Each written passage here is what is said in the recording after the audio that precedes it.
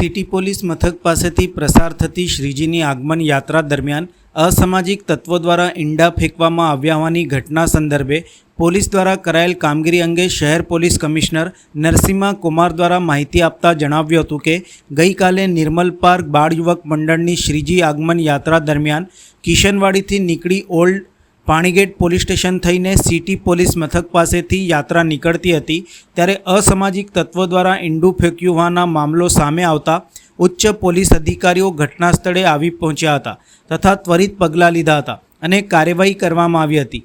યુવક મંડળના સભ્યો અને ગણેશજીની પ્રતિમાને સુરક્ષિત બહાર કાઢવામાં આવ્યા હતા। આ બનાવ અંગે સિટી પોલીસ મથકે એક FIR પણ નોંધવામાં આવી છે। 8 શંકાસ્પદોની પૂછપરછ તપાસ ચાલી રહી છે। લોકલ પોલીસ DCB SOG સંયુક્ત ઇન્ટ્રોગેશન કરી રહી છે। સમગ્ર વિસ્તારમાં સર્ચ ઓપરેશન પણ પ્રગતિમાં છે। ઘટના બાદ પોલીસે જરૂરી પગલાં લીધા છે। અસામાજિક તત્વની આવી પ્રવૃત્તિ સહન કરવામાં આવશે નહીં। તેમની ઓળખ કરી જરૂરી કાર્યવાહી કરાશે। બંદોબસ્ત વધારે સતર્ક કર્યો છે। આવતીકાલના ગણેશ ચતુર્થી ગણેશ આગમનને લઈને પોલીસ તંત્ર સજ્જ છે। શહેર પોલીસ કોઈપણ પરિસ્થિતિને પહોંચી વળવા તૈયાર છે। કોઈ અનિચ્છનીય બનાવ ન બને તે માટે કાર્યરત છે। અફવાઓથી સતર્ક રહેવા પણ તેઓ દ્વારા અપીલ કરવામાં આવી હતી। કેટલાક દિવસોથી શહેરમાં આગમન યાત્રાઓની જે સિલસિલા છે આ ચાલુ છે અને દરેક આયોજક સાથે આપણે સંકલન કરીને સમગ્ર મહિનામાં નીકળતા આગમન યાત્રા અંગે આપણે એક કેલેન્ડર ઓફ ઇવેન્ટ તૈયાર કરીને વડોદરા શહેર પોલીસ તરફથી ડિટેઇલ્ડ સિક્યુરિટી પ્લાન પણ અમલમાં મૂકવામાં આવ્યું હતું।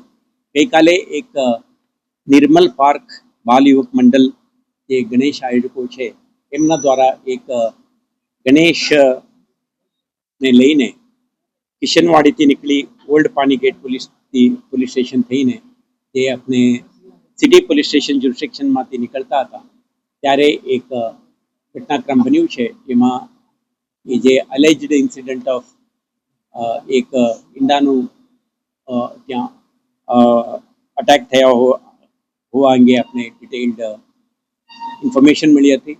તરત જ સ્થાનિક police ACP DCP additional CP પણ સ્થળ ઉપર પહોંચી ગયા હતા અને ક્વિક રિસ્પોન્સના જરીએ આ ઇન્સિડન્ટ કોઈ એસ્કેલેટ ના થાય, કોઈ પણ પ્રકારની હિંસાત્મક બનાવ ના બને તે માટે શહેર પોલીસ તરફથી કાર્યવાહી કરવામાં આવ્યો હતો।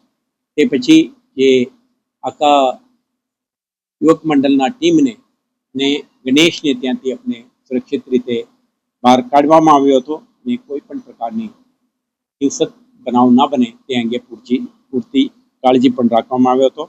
આ બનાવ અંગે સિટી પોલીસ સ્ટેશનમાં એક FIR પણ નોંધીને તપાસ હાથ ધરવામાં આવી છે।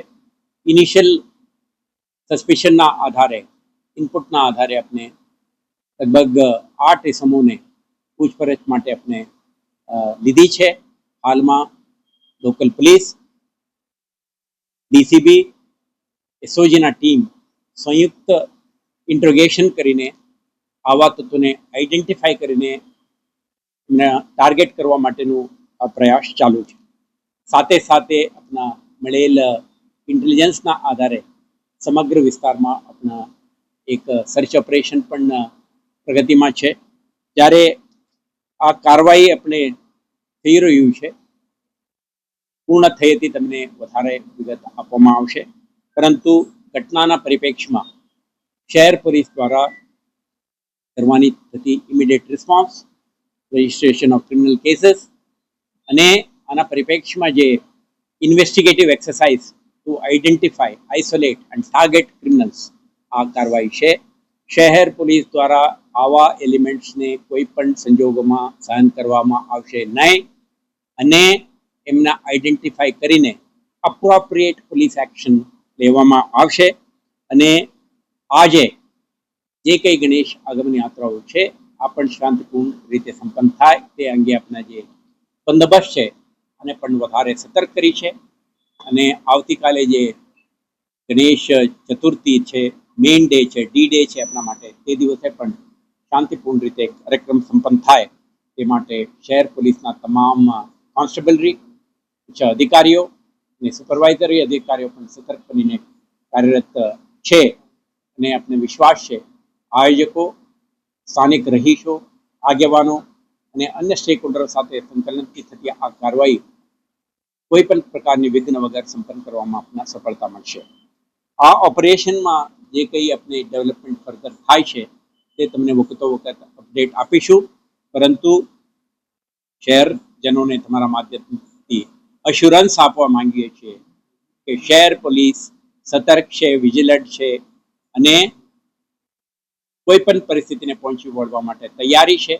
કોઈ અનિચ્છનીય બનાવ ના બને તે માટે કાર્યરત છે. તો તમે સંયમ રાખો, પોલીસ સાથે સાથ સહકાર આપો, કોઈ પણ પ્રકારની જે ગોસિપ કહેવાય રૂમર્સને તમે ધ્યાન ના આપો અને તમારા ધ્યાન ઉપર આવતા કોઈ પણ વિગતને તમે ડાયલ 100, ડાયલ 112 મારફતે અથવા સંબંધિત પોલીસ સ્ટેશને પણ તમે સંપર્ક કરી શકો છો, જેથી કરીને આપણે એપ્રોપ્રિએટ રિસ્પોન્સ આપી શકીએ.